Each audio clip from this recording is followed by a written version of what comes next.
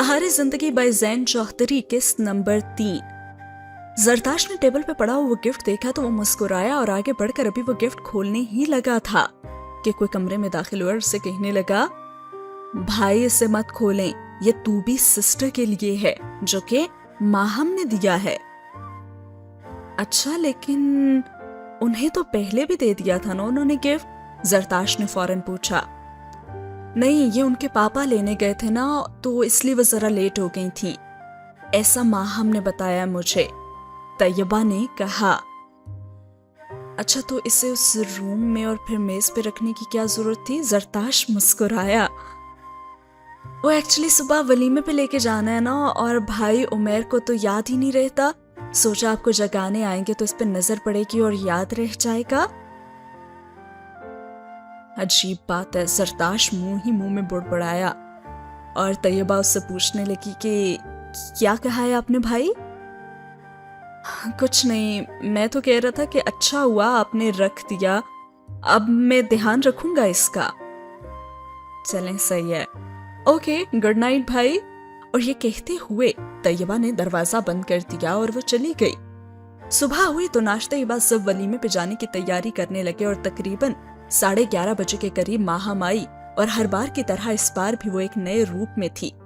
जरताश ने थोड़ा गौर किया तो उसे पता चला कि उसका गाल वाला तिल लुढ़क कर उसके होंठों के नीचे आ चुका था, जो कि गजब का ही लग रहा था। आ गई माहम बेटा? उमेर की अम्मी ने सर पे हाथ फेरते हुए उससे कहा और वो कहने लगी कि जी आंटी जी, और पापा लोग भी रेडी हो रहे हैं, पूछ रहे थे कि कितनी देर तक निकलना है। माहम आंटी से पूछने लगी और आंटी ने जवाबन कहा कि बस अभी निकलने ही वाले हैं, सब तैयार ही हैं। देखो, उमेर भी आ गया। हाँ उमेर बेटा, सारा सामान ले आए हो ना? आंटी ने उससे पूछा। जी मामा, आप लोगों को कितनी देर है? और माहम, आप लोग तैयार नहीं हुए अभी? उमेर ने उससे पूछा। बेटा हम तो रेडी हैं और माहम तो पूछने ही यही आई थी। चलो भाई, अब मजीद देर नहीं करनी, उन्होंने 12 बजे का टाइम दिया हुआ है हमें, आंटी ने जवाब दिया और फिर सब निकलने लगे। सभी अपनी अपनी गाड़ियों में बैठ गए। उमेर और जरताश एक कार में थे और बाकी फैमिली दूसरी कार में, और बाकी 2 कारें मेहमानों की और एक में माहम और उसके मामा पापा बैठे हुए थे। माहम ने जिद की थी कि पापा जी कार मुझे चलाने दें, और लाडली बेटी की जिद पूरी भी की गई और लेफ्ट साइड पे वो हो गए। नहीं ना पापा जी, आप मामा के साथ बैठे, वो अकेली क्या करेंगी? और पापा को उसने पीछे भेजा और कार के फ्रंट वाले लेफ्ट और राइट के शीशे आधे उसने नीचे कर दिए। अब सब चलने लगे तो उमेर ने अपनी कार माहम लोग की कार के पीछे लगा ली और जरताश के कहने पर उसने म्यूजिक भी प्ले कर दिया। बड़ी मुश्किल ये दूरी है और आज कहना ये जरूरी है कि तुमसे प्यार हुआ है, ये गाना प्ले किया गया था।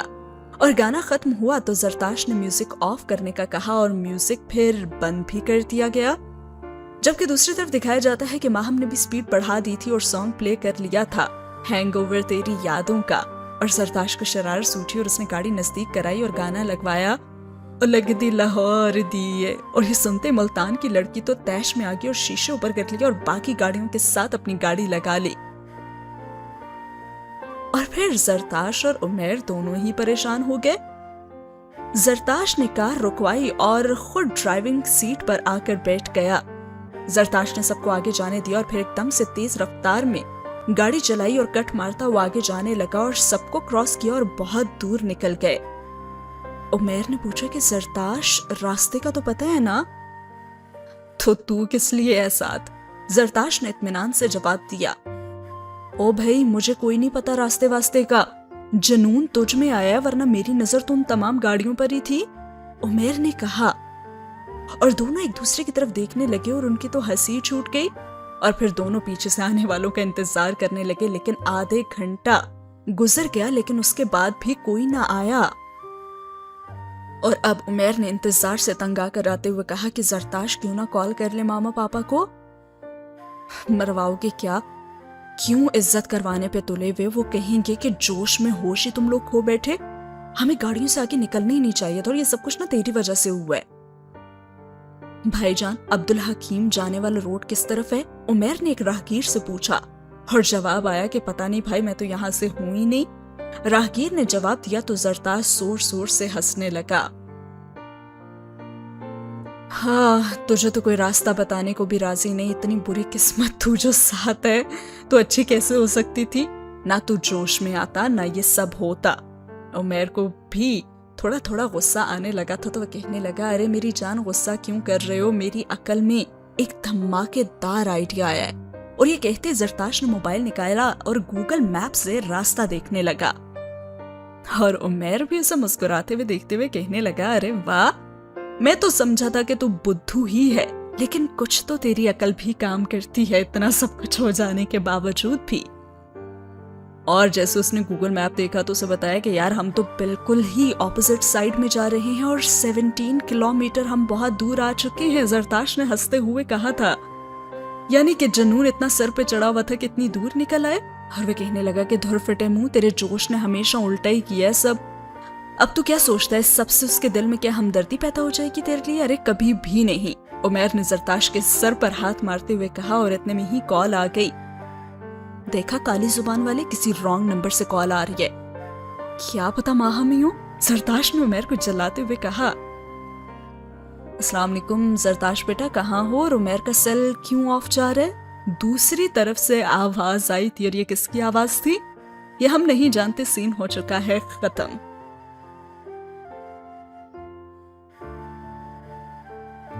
वो पता नहीं आंटी जी, मेरा मतलब है जरताश बौखला गया था। जरताश बेटा खैरियत तो है ना, और तुम कहाँ हो? उमर ने सेल छीनना चाहा और कहा कि ममा वो हमें कुछ काम था और हम बस पहुंचने ही वाले हैं। बेटा, हम तो मुसलसल चल रहे हैं, फिर भी कुछ देर की मुसाफत पे हैं और तुम लोग काम करके भी पहुंचने वाले हो? उमर की ममा ने उसे हैरानी से पूछा और वह कहने लगा कि अरे नहीं मामा, मेरा मतलब है कि हम लोग बस अभी यहाँ से निकले हैं ना, तो बस जल्दी पहुंच जाएंगे। उमर ने अब बात खत्म करते हुए कहा था, और साथ ही ये सीन भी होता है खत्म। अगले सीन में दिखाया जाता है कि दोनों बाशिंदे जब पहुंचे तो मेल को खाना खिलाया जा चुका था। और सरताज ने पूछा कि उमर अब हम क्या करेंगे? तुम मेरी टांग चबा लो, बहुत लजीज है। उमर ने जल्दी पे तेल छिड़का। शट अप यार, मुझे इतने जोरों की भूख लगी और तुझे मजाक सूझ रहा है, जरताश ने झुला कर कहा। मेरे भाई, मैं भी तेरे साथ ही कार में खज्जल होकर आ रहा हूँ, मेरी भूख भी बराबर की शरीक है। उमर ने फौरन जवाब दिया। हाँ ना, तो यही तो पूछ रहा हूँ कि क्या किया जाए, इस प्रॉब्लम का कोई तो सोल्यूशन होगा ना। जरताश निढाल होकर एक कुर्सी पर जाकर बैठ गया। इसका हल यही है कि या तो फीमेल शिफ्ट में खाया जाए, वहां तो हमारी मासूम शक्लें देख के कोई घुसने नहीं देगा, और दूसरा और आखिरी हल ये है कि मामा पापा को सब सच बता दिया जाए। इस तरह डांट के साथ थोड़ा खाना भी तो मिल जाएगा ना। उमर शरीर से मुस्कुराहट चेहरे पे लाया था। यानी आगे कुआं और पीछे खाई, जरताश ने कहा। बस कुछ यूं ही समझो मेरे भाई। उमर मुस्कुराया था और अभी प्लानिंग हो ही रही थी कि सामने से माहम आती हुई दिखाई थी। उमर भाई, आप दोनों को आपकी मामा बुला रही हैं, माहम ने आते ही कहा और वापस चल दी। लो जनाब, आ गया बुलावा, आलतू जलालतू पढ़ के चलते बनो, उमर ने कहा और फिर दोनों ही वहां से चल दिए। दोनों वहां पहुंचे तो देखा एक टेबल पे दस्तरख्वान को लगाया गया और मामा ने दोनों को प्यार से पूछा कि बेटा कोई मसला तो नहीं हुआ? उमर और जरताश दोनों हैरानी से एक दूसरे को देखने लगे और इतने में मामा जी बोली, और तुम लोग डर किस बात से रहे हो? वो तो शुक्र है कि माहम ने मुझे बता दिया, वरना तुम लोग तो ऐसे ही रह जाते। और जरताश ने फौरन पूछा, आंटी क्या बताया माहम ने आपको? यही कि तुम्हारी कार पंक्चर हो गई थी और बड़ी मुश्किलों से तुम इस मुसीबत से बच के यहाँ तक आए हो, मामा ने जवाब दिया। और दोनों हैरान होकर माहम को देखने लगे और माहम मुस्कुराने लगी, यानी कि वो भी इनकी पार्टी में शामिल हो चुकी थी और इतना सपोर्ट कर रही थी। वाकई हैरान कुन तो था। और साथ हुआ ये सीन खत्म। अब लेडीज शिफ्ट खत्म होने के बाद सब लोग घर को जाने लगे तो जरताश ने भी सबसे इजाजत मांगी और मुश्किल से लेकिन इजाजत तो मिल गई और वह सबको सलाम करने लगा। माहम के घर वाले भी साथ ही खड़े थे, उन्हें भी सलाम किया और माहम को भी मुस्कुराते हुए उसने देखा और कुछ पल को तो उसने आंखें ही बंद कर ली और उसका चेहरा दिल में नक्श करते हुए वो चल पड़ा। उमर बेटा, जरताश को छोड़ के सीधे घर ही आ जाना, पापा ने हुक्म सादर किया और उसने कहा कि जी पापा जी। उमर ने कहा और दोनों साथ ही चल दिए। जरताश बार बार मुड़कर माहम को देखता रहा था और माहम जरताश के तीसरी बार देखने पे तो मुस्कुरा ही दिया और फिर वो दोनों चले गए। आते हुए भी दिल में अरमान थे जनाब के और जाते हुए भी। उमर ने कार का लॉक खोलते हुए कहा, हाँ ये तो जिंदगी, और जब तक जिंदगी चलेगी अफसाने चलेंगे। और हाँ, मेरा बैग डिग्गी में ही है ना? जरताश ने दरवाजा खोला और बैठने लगा और उसने कहा, जी जनाब, याद से रख लिया था। और उमर ने गाड़ी स्टार्ट की और फिर वो दोनों चल दिए और सीन हुआ खत्म। घर पहुंचने पर भी जरताश अफसरदा सा था और जरताश की मामा ने उससे पूछा कि बेटा कैसी रही फिर शादी? और जवाबन उसने कहा कि बहुत अच्छी रही मामा, और सब लोग सलाम दे रहे थे आपको और कह रहे थे कि आप लोग भी आते तो अच्छा रहता, लेकिन मैंने बता दिया था कि आप लोगों की तबीयत ठीक नहीं थी। जरताश ने कहा, वालेकुम अस्सलाम। सब लोगों ने एक साथ सलाम का जवाब दिया और फिर कुछ देर मजीद बातें होती रहीं और फिर जरताश नमाज पढ़ने के लिए चला गया। नमाज पढ़कर आते ही वो अपने रूम में चला गया और बैग से कपड़े निकालने लगा। जैसे उसने बैग खोला तो वही गिफ्ट उसका मुंतजिर था। जल्दी से उमर को उसने कॉल की और कहा कि माहम का गिफ्ट गलती से मेरे बैग में आ गया है। और उमर कहने लगा कि कैसा गिफ्ट, मुझे तो नहीं पता, रुको मैं अभी तैयबा से पूछता हूँ। और फिर थोड़ी देर बाद तैयबा की आवाज आई और कहने लगी, अस्सलामुअलैकुम भाई, कैसे हैं आप और खैरियत से पहुंच गए थे ना आप? और जवाबन जरताश कहने लगा कि जी तैयबा, अल्लाह का शुक्र है भाई, आई एम सॉरी, वो गिफ्ट आप ही के लिए था और ऐसा करने के लिए मुझे माहम नहीं बोला था। तैयबा ने उसे बताया तो कहने लगा, लेकिन ऐसा क्यों किया उसने? पता नहीं, अब ये बात तो मैं नहीं जानती। और फिर उसने कहा कि ठीक है, शुक्रिया और अल्लाह हाफिज। जरताश ने बेसब्री से गिफ्ट को खोला तो देखा कि एक ब्राउन कलर की वॉच और रुमाल और एक पेज था। जरताश ने पेज उठाया और आंखों को बंद किया और सीने से लगाया और फिर खोला तो लिखा हुआ था, आपको पहली बार देखा तभी से आप अच्छे लगने लगे थे, लेकिन डरती थी कि कहीं मैं किसी गलत इंसान से ताल्लुक न बना बैठूं, लेकिन हर मोड़ पे आपने मेरी इज्जत का ख्याल रखा। एक लड़की के लिए उसकी इज्जत से बढ़कर कुछ नहीं होता और मैं चाहती हूँ कि मेरी वजह से मेरे मामा पापा को कभी परेशानी न उठानी पड़े। और एक लड़की के लिए ये सब कहना और करना कोई आसान बात तो नहीं होती, लेकिन खैर मुझे यकीन है कि आप मेरे लिए अच्छे बनकर रहेंगे और उम्मीद है कि आप मेरे यकीन को कभी टूटने नहीं देंगे। वस्सलाम और माहम। और जरताश को तो यकीन ही नहीं आ रहा था कि इतनी जल्दी और इतना सब कुछ कैसे हो गया, और क्या ये वाकई हकीकत थी या उसका कोई ख्वाब? उसने कागज को उलट पलट कर देखा कि शायद कोई राब्ते वगैरह का नंबर लिखा हो, लेकिन बेसूद।